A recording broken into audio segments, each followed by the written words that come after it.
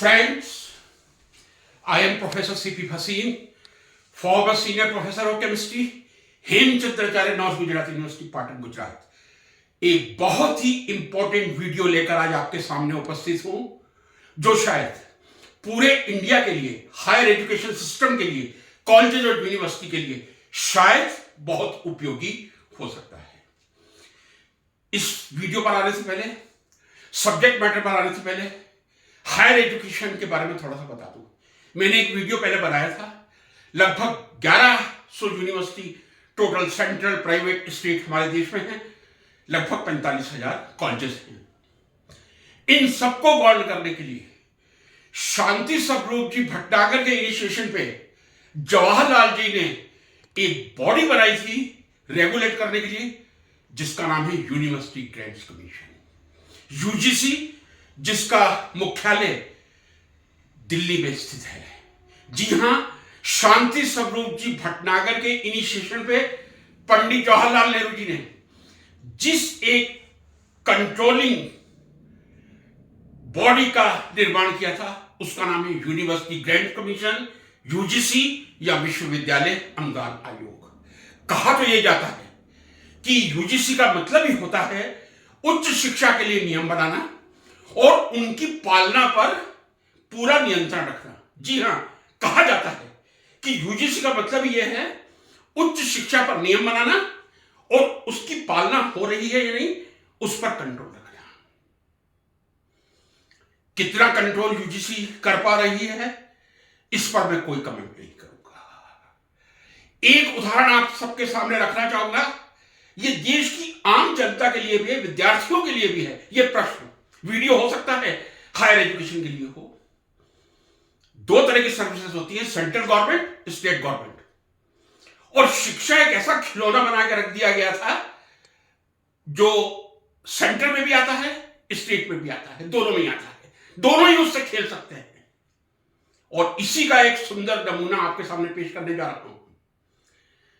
जितनी central universities हैं, जितने टेक्निकल इंस्टीट्यूट्स हैं, वहां रिटायरमेंट की एज अनडाउटेडली 65 है।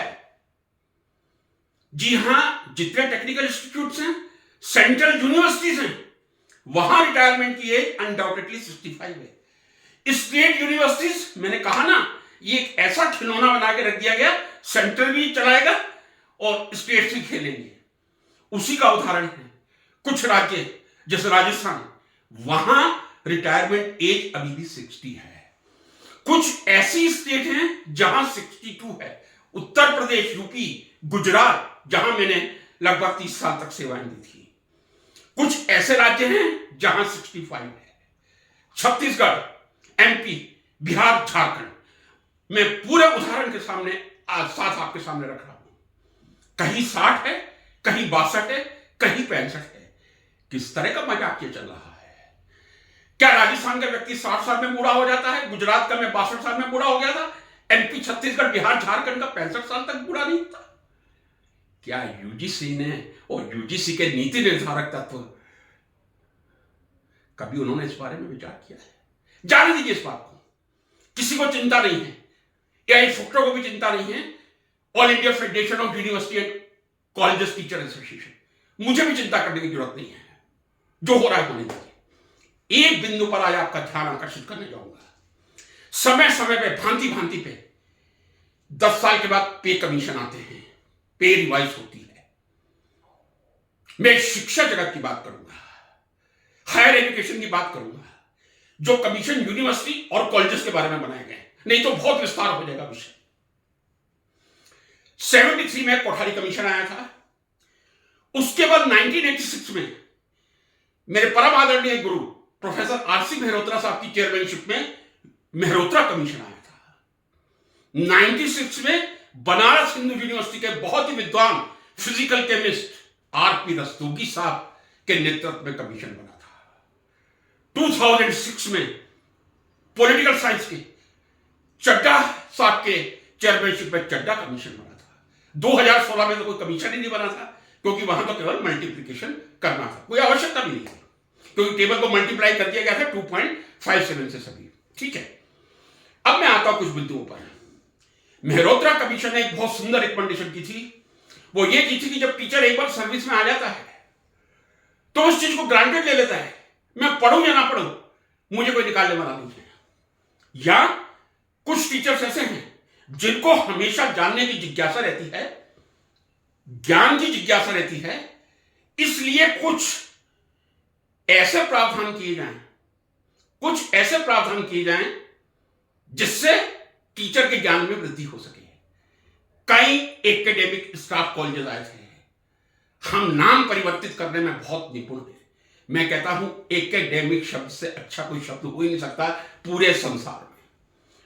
और वो भी कॉलेज साथ में जुड़ गया, एकेडमिक स्टाफ कॉलेज, जहां कॉलेज और यूनिवर्सिटी के लेक्चरर्स बिगनिंग लेवल पे 5 साल के अंदर ओरिएंटेशन कोर्स करते थे, फिर उसके बाद 2 कम से कम रिफ्रेशर कोर्स करने जरूरी होते थे।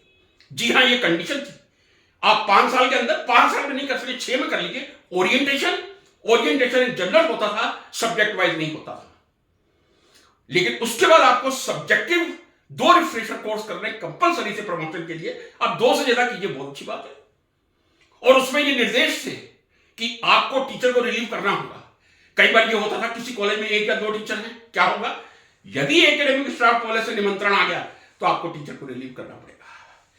यह मेहरोत्रा कमीशन की उपलब्धि थी। अब एकेडमिक स्टाफ कॉलेज ऑनलाइन चल रहे हैं, ऑफलाइन चल रहे हैं, किस कंडीशन में हैं मुझे मालूम नहीं, और मैं झूठ बोलूंगा भी नहीं क्योंकि नवरात्रि का समय है। एक बिंदु पर आज मैं ध्यान आकर्षित करना चाहूंगा। रस्तोगी कमीशन ने एक नया कंसेप्ट हायर एजुकेशन में लाकर खड़ा किया गया था, जिसका नाम था, आप देख रहे होंगे बड़े बड़े अक्षरों में, कैरियर एडवांसमेंट स्कीम। जी हां, CAS, इसका पूरा मतलब है कैरियर एडवांसमेंट स्कीम। जी हां, इसको CAS ही बोला जाता है।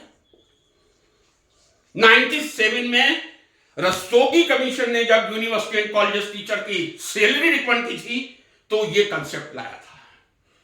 कैरियर एडवांसमेंट स्कीम का मतलब क्या है?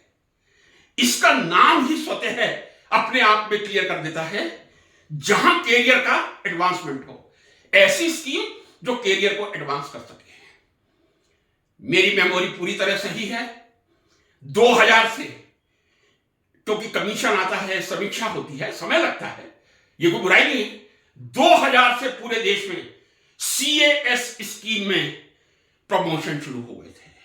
What is CAS scheme? कई लोगों के जो शिक्षा से जुड़े हुए नहीं हैं और वीडियो को देख रहे हैं, उनके मन में यह प्रश्न आ रहा होगा। उस स्कीम में यह निर्धारित किया गया था कि आप 3 पद होते हैं यूनिवर्सिटी में, आजकल कहते हैं असिस्टेंट प्रोफेसर या लेक्चरर, दूसरा एसोसिएट प्रोफेसर या रीडर, और तीसरा फुल फ्लेज प्रोफेसर। जी हां, एक 4th 12,000 ग्रेड पे में रस्तोगी कमीशन ने और रिकमेंड किया था सीनियर प्रोफेसर। उसके बारे में यदि समय रहेगा तो मैं जरूर चर्चा करूंगा। लेकिन एक बात मैं आपको बता दूं, CAS स्कीम लेक्चरर से रीडर, रीडर से प्रोफेसर बनने के लिए बनाई गई थी। क्यों बनाई गई होगी? कोई मैं उस कमेटी का मेंबर नहीं था, शायद इसलिए कि कुछ विश्वविद्यालय ऐसे हैं देश के बड़े बड़े, दिल्ली विश्वविद्यालय, BHU, राजस्थान विश्वविद्यालय। यदि मैं राजस्थान विश्वविद्यालय की बात करूं, जब मैंने 1980 में as a PhD scholar join किया था, केवल केमिस्ट्री में 105 फैकल्टी थी, उसमें से 9 फुल फ्लेज प्रोफेसर थे। तो 9 फुल फ्लेज प्रोफेसर होंगे, रिटायर होंगे, नए रीडर प्रमोट होंगे। लेकिन कई यूनिवर्सिटी ऐसी हैं, MDS university Ajmer, north Gujarat university, केवल प्रोफेसर का एक ही पद था, 2 रीडर और 3 लेक्चरर की पोस्ट थी। कई बार क्या होता है, व्यक्ति इंथुजियास्टिकली काम करता है। काम करने का मतलब हायर एजुकेशन में पढ़ाने से तो है, रिसर्च कितनी कर रहे हैं आप? इस प्रश्न को मैं अभी गौण रख रहा हूं, किस तरह की कर रहे हैं, इसको छोड़ दीजिए, अभी कभी बाद में बात करेंगे, या आज समय मिला तो करेंगे। आप रिसर्च कर रहे हैं, आप बुक्स लिख रहे हैं, लेकिन जब तक एक प्रोफेसर, यदि कुछ 40 साल की उम्र में वो सेलेक्टेड प्रोफेसर बना है, वो रिटायर नहीं होगा, तब तक कोई दूसरा व्यक्ति प्रोफेसर नहीं बन सकता। यदि आपने उस 40 साल के सिलेक्टेड प्रोफेसर से अधिक रिसर्च कर ली है, अधिक रिसर्च पेपर पब्लिश कर लिए हैं, पीएचडी का नंबर, मैं कभी भी क्वालिटी नहीं मानता हूं पीएचडी की, yes that is one of the criteria, but किस तरह के आपके रिसर्च पब्लिकेशन है। फिर भी एक स्टेगनेशन आ जाता था, लोग रीडर की पोस्ट से रिटायर हो जाते थे 200 रिसर्च पेपर पब्लिश करने के उपरांत, क्योंकि कोई ऐसा प्रावधान नहीं था ताकि आपको आगे प्रमोट किया जा सके।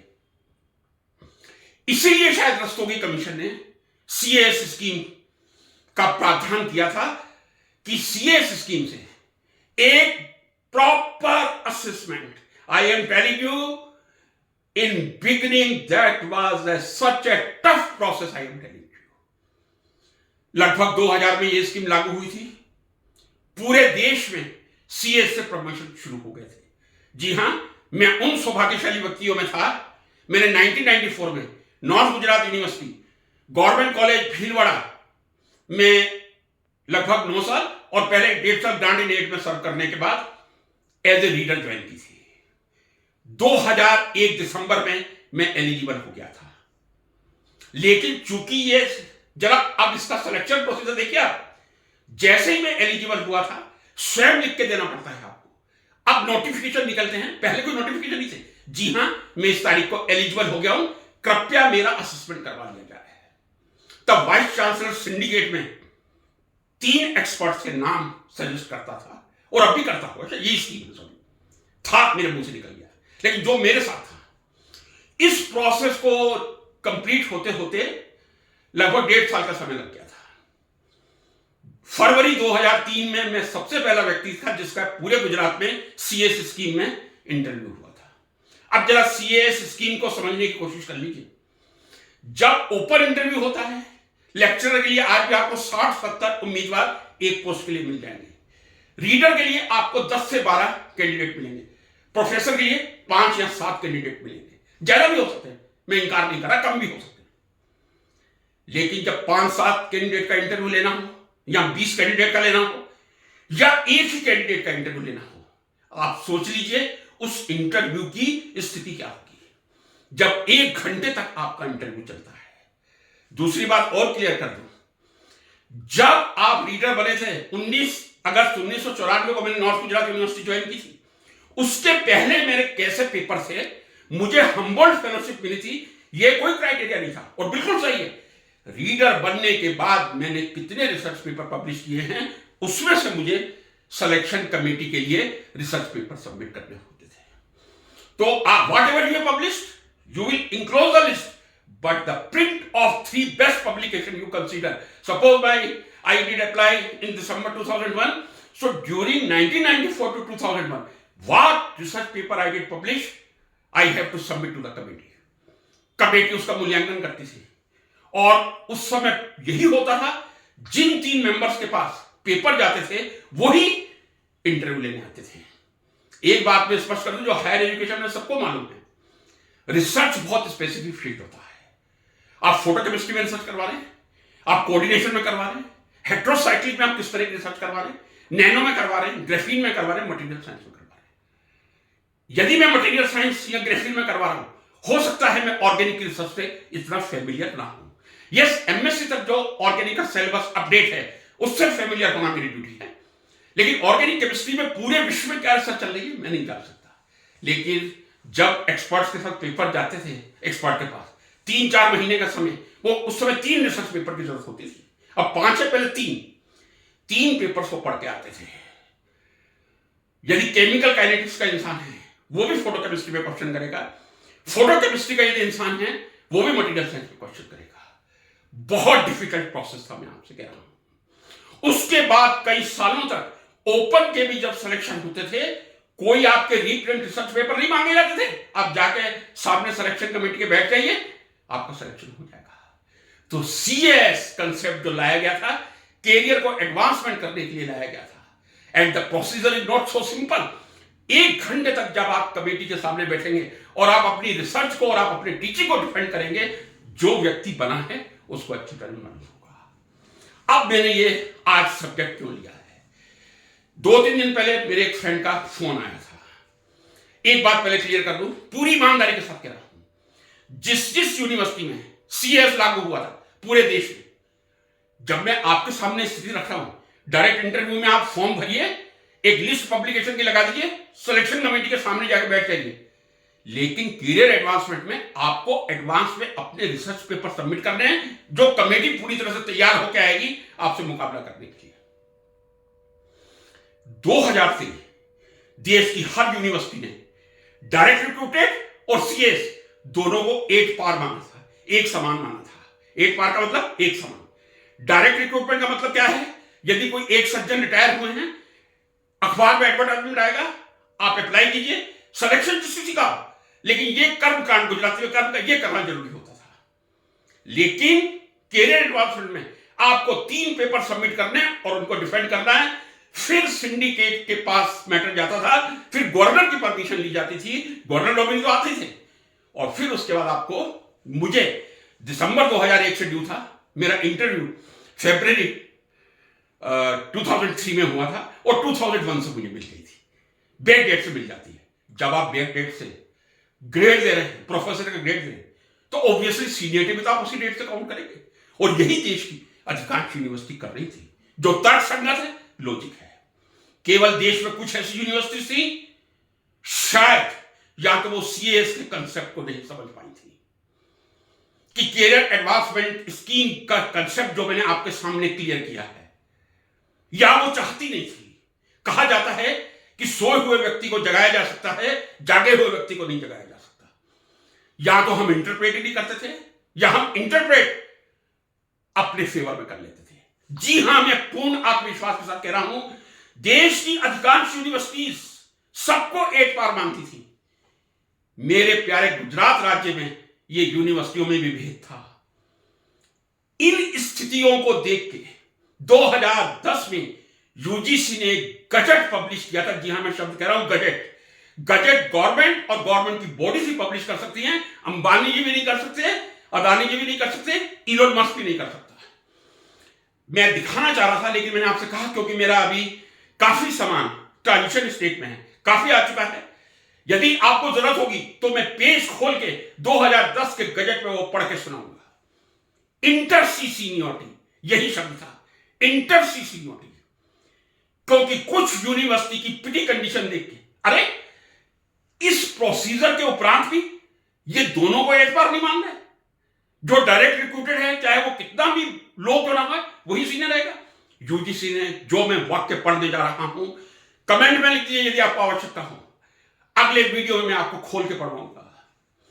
The seniority of a direct recruited professor और reader will be counted from the date of joining. यदि कोई एडवर्टाइजमेंट के बाद डायरेक्ट रिक्रूट होकर आता है, जिस दिन वो ज्वाइन करेगा, यानी आज 10 अप्रैल 2024 है, आज से उसकी सीनियरिटी मानी जाएगी। But the seniority of CS will be counted from the due date. जैसे मैंने अपना उदाहरण दिया, मैं 13 दिसंबर 2001 को रीडर के लिए एलिजिबल हो गया था, सॉरी प्रोफेसर के लिए, आई एम सॉरी, रीडर में 1994 में डायरेक्ट आया था, लेकिन मेरा इंटरव्यू 2003 में हुआ था। इसका मतलब यह नहीं कि मुझे मार्च 2003 से प्रोफेसर बैक डेट से दी गई थी, जो लॉजिक था। सवाल सीनियरिटी का था। यूजीसी ने बहुत स्पष्ट शब्दों में कहा था, the seniority of the direct recruited, जो एडवर्टाइजमेंट अखबार के थ्रू आए, उनकी उस डेट से काउंट होगी जिस डेट को वो ज्वाइन करेंगे। But the seniority of CS will be counted from the due date. जिस डेट से उसका ड्यू है, उस डेट से काउंट होगी। मुझे अच्छी तरह याद है, जम्मू यूनिवर्सिटी में एक उदाहरण हुआ था।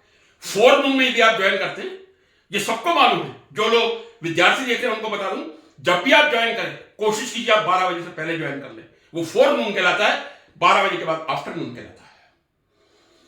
जम्मू में एक प्रोफेसर ने 4 नून में ज्वाइन किया था, वो सीएस थे, डायरेक्ट रिक्रूटेड ने आफ्टरनून में किया था, लेकिन सीनियर सीएस को माना गया था, जो लॉजिकल है।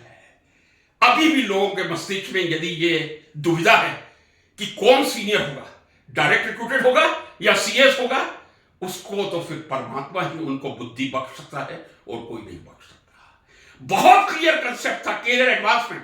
आप सैलरी एडवांसमेंट नहीं कर रहे हैं, आप कैरियर को एडवांस कर रहे हैं। रीडर से प्रोफेसर बना रहे हैं, लेक्चर से रीडर बना रहे हैं। आपको सीनियरिटी उस दिन से काउंट करनी होगी और होती थी।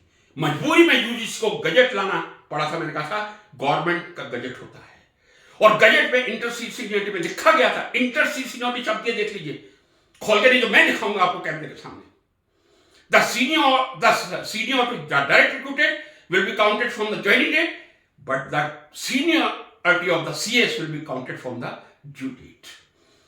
एक केस हुआ था, मैं बता दूं, हमारे उच्च शिक्षा में कितने विद्वान हैं इसकी झलक भी दिखाई देती है। रश्मि वर्सेस सागर,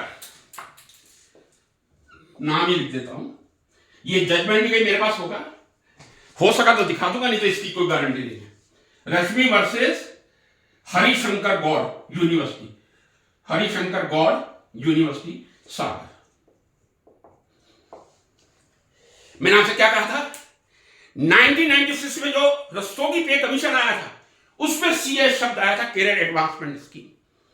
उससे पहले एक स्कीम मर्सी बेस पे चला करती थी, merit promotion scheme, merit promotion scheme, MPS कहते हैं, सॉरी, मेरिट प्रमोशन स्कीम। उसमें कोई आपको रिसर्च पेपर सबमिट नहीं करने, 2 एक्सपर्ट को बुला के इंटरव्यू हो जाएगा, प्रमोट कर ही दिया जाता था। I don't have any hesitation to say that was a mercy based promotion, not merit based, that was mercy based promotion. अब वो जो केस हुआ था Rashmi versus HS Gour university, Rashmi MPS से बनी होंगी और उन्होंने एक केस कर दिया था कि मुझे सीनियर गिना जाए। मैं एमपीएस की बात कर रहा हूं, मेरिट प्रमोशन स्कीम, सीएस की बात नहीं कर रहा हूं। शायद तब कोर्ट ने यह कहा था, तब सीएस जैसा प्रोसीजर नहीं था कि आप रिसर्च पेपर पब्लिश कीजिए, 1 घंटे का इंटरव्यू दीजिए। तब कोर्ट ने यह कहा था नहीं, जो डायरेक्ट रिक्रूटेड है वही सीनियर होगा। कहां कंफ्यूजन रह जाता है फ्रेंड्स। ये जो जजमेंट था उस कंटेस्ट में था मेरिट प्रमोशन स्कीम जो मर्सी बेस्ड थी। ये जो जजमेंट है, अब सॉरी, ये जो स्कीम है मेरिट प्रमोशन नहीं है, कैरियर एडवांसमेंट स्कीम है। अब यदि कोई प्रोफेसर ये कहे 1987 का केस है, इस केस को निकाल के सीएस से कंपेयर करे, इससे बड़ी मूर्खता और क्या हो सकती है। यदि गवर्नमेंट ने गजट निकाल दिया, क्या गवर्नमेंट से के गजट से बड़ा कोर्ट का जजमेंट होता है? जब यूजीसी ने 2010 में कह रहा हूं, ईयर कह रहा हूं, दावे के साथ कह रहा हूं, जून 2010 में मेरे हाथ में आए थे, गजट निकाल दिया, the seniority direct recruited will be counted from the date of joining, but the CS will be counted from the back date. क्योंकि सीएस बनना कुछ यूनिवर्सिटीज में बहुत मुश्किल होता है। आप एडवांस में रिसर्च पेपर दीजिए, वो अब तो शायद चेंज हो गया, जिनके पास पेपर जाते हैं दूसरे एक्सपर्ट्स आते हैं। मेरे टाइम में वही के वही एक्सपर्ट्स आए थे, और जो मैंने रिसर्च वर्क करवाया था अपने स्टूडेंट्स को, उसके बारे में मेरा 1 घंटे तक साक्षात्कार, प्रत्यक्ष साक्षात्कार दिया था। तो फ्रेंड्स, कोई कंफ्यूजन नहीं है। मैं देश की हर यूनिवर्सिटी और हर कॉलेज से कह रहा हूं, यूजीसी के नियम के अनुसार से यदि है तो कृपया कमेंट बॉक्स में लिखिए और मुझसे पर्सनल कॉन्टेक्ट करें। कोई अंतर नहीं है सीएस और डायरेक्ट में। यदि एक सीएस फोरनून में ज्वाइन करता है और डायरेक्ट आफ्टरनून में ज्वाइन करता है, फोरनून वाला सीएस से सीनियर माना जाएगा। यदि कोई कंफ्यूजन हो कमेंट बॉक्स में लिखिए, और यदि आपको वो यूजीसी का गजट देखना है जो दोनों को एक बार करने की बात करती है, तब आप मुझे कमेंट बॉक्स में लिख दीजिए, मैं दर्शन करवा दूंगा पेज खोलकर आपके। लेकिन इस तरह की भ्रांतियां पैदा मत कीजिए। पढ़े लिखे हैं हम लोग, हमारे पास कम से कम पीएचडी की डिग्री तो है, हमने पीएचडी कितने करवाए ये मायने नहीं रखता, लेकिन इंटरप्रेट सही कीजिए, इंटरप्रेट गलत मत कीजिए। नमस्कार।